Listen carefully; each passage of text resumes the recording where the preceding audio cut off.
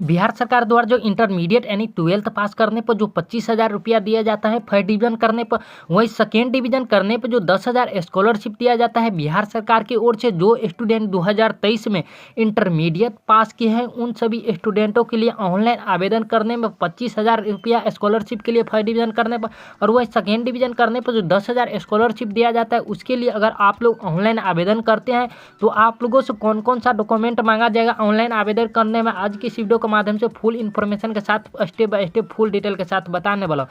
साथ में अगर आप लोग पहली बार इस चैनल पर देख रहे हो तो चैनल को सब्सक्राइब करने के साथ साथ बेल आइकन को भी ऑन कर लीजिए, क्योंकि बिहार इंटरमीडिएट स्कॉलरशिप के रिगार्डिंग कोई भी छोटी बड़ी अपडेट आता है तो सबसे पहले इस चैनल के द्वारा आप लोगों तक पहुंचा दिया जाता है। साथ में आज की इस वीडियो के माध्यम से आप लोगों को इंपॉर्टेंट डॉक्यूमेंट के बारे में बताने वाला हूँ जिससे कि आप लोगों को स्कॉलरशिप का लाभ लेने में कोई प्रॉब्लम नहीं हो। तो चलिए वीडियो स्टार्ट करते हैं। स्टार्ट करने से पहले अगर आप लोग मेरे टेलीग्राम ग्रुप और व्हाट्सअप ग्रुप में अभी तक ज्वाइन नहीं किए तो इस वीडियो के डिस्क्रिप्शन बॉक्स में आप लोगों को लिंक मिल जाएगा, उस पर क्लिक करके आप लोग अवश्य ज्वाइन कर लीजिए, क्योंकि जो भी अपडेट आता है तो सबसे पहले वहाँ पर भी शेयर कर दिया जाता है। साथ में आप लोगों को बता दें कि व्हाट्सअप ग्रुप में सिक्योरिटी लगा है जिससे कि आप लोगों का नंबर कोई भी स्टूडेंट अदर चेक नहीं कर सकता, न आप किसी अदर स्टूडेंट का नंबर चेक कर सकते, इसलिए आप लोग आसानी से जाकर व्हाट्सअप ग्रुप भी ज्वाइन कर सकते। तो अब बताने वाला हूँ कि आप लोगों को कौन कौन सा डॉक्यूमेंट लगेगा। तो इंपॉर्टेंट डॉक्यूमेंट बताने से पहले आप लोगों को कुछ इंपॉर्टेंट जानकारी बता दूं कि इस स्कॉलरशिप का लाभ कौन कौन सा स्टूडेंट ले सकता है।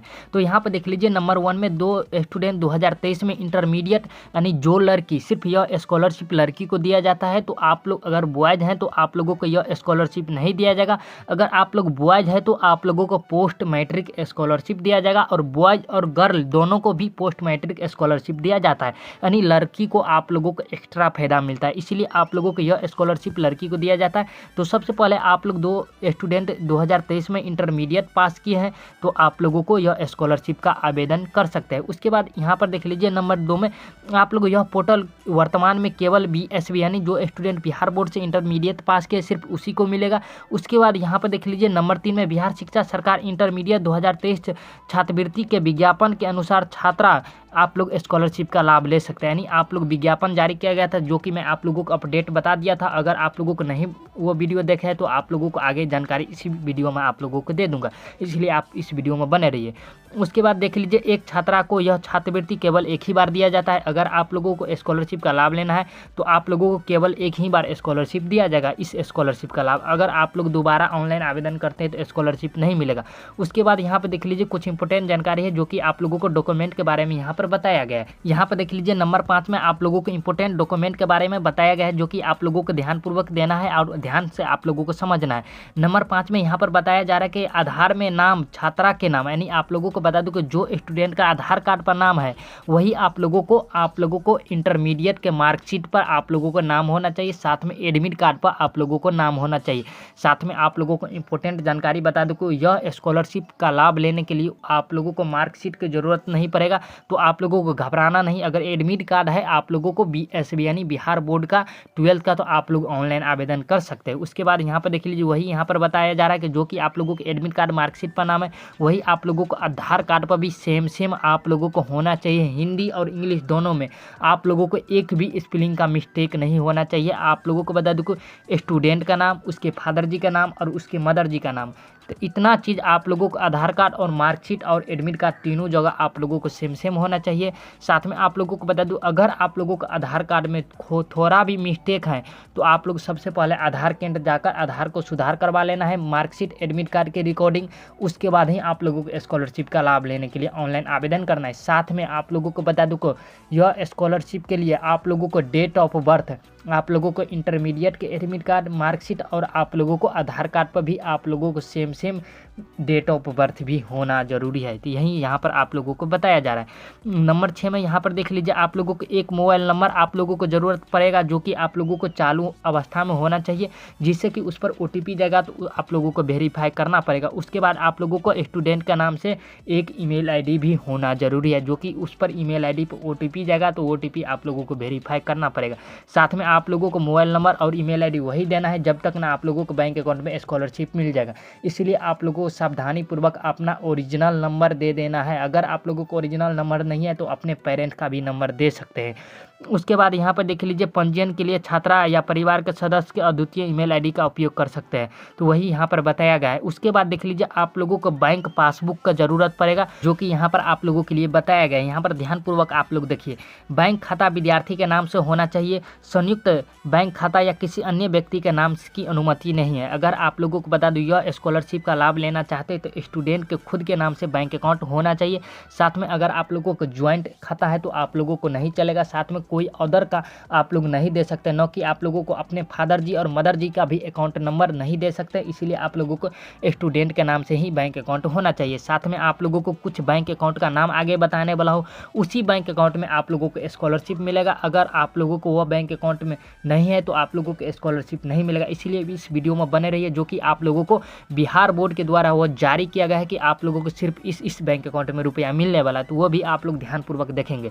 उसके बाद देख लीजिए नंबर 2 में छात्रा का नाम, पिता का नाम, कुल प्राप्त अंक, 10वीं के अनुसार जन्म तिथि, आधार विवरण, बैंक खाता विवरण, मोबाइल नंबर, ईमेल आईडी आदि जैसे विवरण प्रदान करके पोर्टल पर पंजीयन कर सकते हैं। यानी आप लोगों को बता दूं कि यहाँ पर ध्यानपूर्वक देखिए, आप लोगों का 10वीं का मार्कशीट की ज़रूरत पड़ेगा, जो कि आप लोगों को देना पड़ेगा। तो इसीलिए आप लोगों को इंटरमीडिएट का मार्कशीट की ज़रूरत नहीं है, इसीलिए आप लोग 10वीं का मार्कशीट साथ में रखेंगे। उसके अनुसार आप लोगों को 10वीं का मार्कशीट पर और इंटरमीडिएट के एडमिट कार्ड पर सभी डिटेल्स सेम होना चाहिए। साथ में आधार कार्ड पर भी सेम होना चाहिए।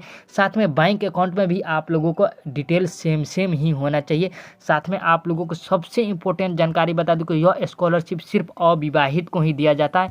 अगर आप लोगों को मैरिज है तो आप लोगों को स्कॉलरशिप नहीं दिया जाता। अगर आप लोगों को मैरिज होने के बाद भी अगर आप लोगों को स्टूडेंट लिस्ट में नाम आ गया है तो आप लोगों को 100% स्कॉलरशिप मिलेगा। आप लोगों को सिर्फ अनमैरिड करके आप लोगों को फॉर्म फिलअप कर देना है, तो अभी आप लोगों को स्कॉलरशिप मिलेगा। साथ में आप लोगों को कुछ डॉक्यूमेंट अपलोड करना पड़ेगा, जो कि यहाँ पर देख लीजिए आप लोग साफ साफ खुद से देख सकते हैं। आप लोगों को सबसे पहले आप लोगों को मैट्रिक का सर्टिफिकेट आप लोगों को अपलोड करना पड़ेगा। अगर आप लोगों को पता नहीं होगा कि मैट्रिक का सर्टिफिकेट क्या होता है, तो सबसे पहले इंपॉर्टेंट जानकारी बता दूं कि आप लोगों का मैट्रिक का ओरिजिनल मार्कशीट ही आप लोगों को अपलोड कर देना है। उसके बाद यहाँ पर देख लीजिए आप लोगों को आधार कार्ड भी आप लोगों को PDF फॉर्मेट में अपलोड करना पड़ेगा।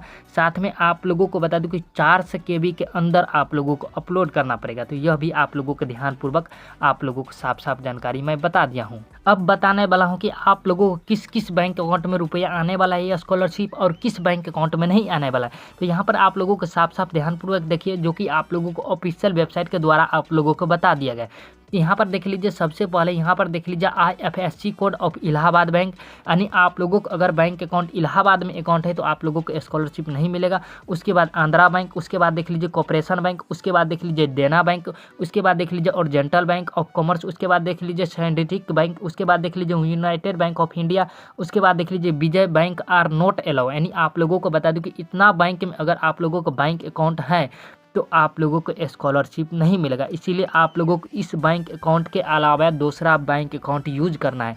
तो आप लोग साफ साफ देख सकते हैं, अगर आप लोगों को इतना में से किसी भी बैंक अकाउंट में खाता है तो आप लोगों को नहीं देना है, बल्कि यहाँ पर देख लीजिए IFSC कोड ऑफ इलाहाबाद, यानी आप लोगों को अगर इलाहाबाद का बैंक अकाउंट है, जो कि पहले अब यह चेंज होकर इंडियन बैंक हो गया है, तो आप लोगों को इंडियन बैंक वाला भी आप लोगों को बैंक अकाउंट नहीं देना है, जो कि इसके ऑफिशियल वेबसाइट के द्वारा बताया गया, मेरे द्वारा नहीं। अगर आप लोगों को बाद में देते हैं कुछ प्रॉब्लम होता है तो उसके लिए गवर्नमेंट कोई जिम्मेदारी नहीं लेगा। इसीलिए आप लोगों को यह काम सही करना है। तो आप लोगों को ये सभी डॉक्यूमेंट रखने के बाद अगर आप लोग ऑनलाइन आवेदन करते हैं, ऑनलाइन आवेदन करने के बाद आप लोगों को एक यूजर ID और पासपोर्ट भेजा जाएगा, जो कि आप लोगों को तुरंत ऑनलाइन करने के बाद नहीं मिलेगा। यहाँ पर देख लीजिए नंबर 10 में आप लोगों को रजिस्ट्रेशन के बाद बैंक खाते का वेरिफिकेशन किया जाएगा। आप लोगों को मैं बैंक अकाउंट भी बता दिया। अगर आप लोगों को बैंक अकाउंट सही होता है, जो कि आप लोगों को मैं लिस्ट बताया, उस लिस्ट के अलावा अगर दूसरा बैंक अकाउंट है तो आप लोगों को बैंक अकाउंट को वेरीफाई कर दिया जाएगा। अगर आप लोगों को सभी डिटेल आधार कार्ड और मार्कशीट के अकॉर्डिंग सही हो, आधार कार्ड, डेट ऑफ बर्थ और पिता का नाम और स्टूडेंट का नाम, अगर आप लोगों को पासबुक पर सभी चीज़ सही है, उसके बाद देख लीजिए बैंक वेरिफिकेशन के बाद मोबाइल नंबर पर यूजर ID और पासवर्ड भेजा जाएगा। आप लोगों को मोबाइल नंबर और ईमेल ID दोनों जगह भेज सकता है, नहीं तो आप लोगों को कोई एक भी जगह चल जाएगा, भेज दिया जाएगा। तो आप लोग सिंपली अपने यूजर ID पासपोर्ट से लॉगिन करना है। उसके बाद आप लोगों को फॉर्म को फाइनलाइज करना पड़ेगा। उसके बाद यहाँ पर देख लीजिए, तब तक आप लोगों को प्रतीक्षा कर रहे और घबराए नहीं। यहाँ पर आप लोगों को बता दिया गया है, यदि आपको 10 दिन के भीतर यूजर ID और पासपोर्ट नहीं मिलता है तो आप लोगों को गेट यूजर ID और पासपोर्ट पर आप लोगों को क्लिक करके आप लोगों खुद से मंगा सकते हैं। तो इस प्रकार आप लोगों को सभी डिटेल मैं बता दिया हूँ। आगे अगर आप लोगों को कोई डाउट है, प्रॉब्लम है तो इस वीडियो को कमेंट बॉक्स में जाकर कमेंट कर सकते हैं।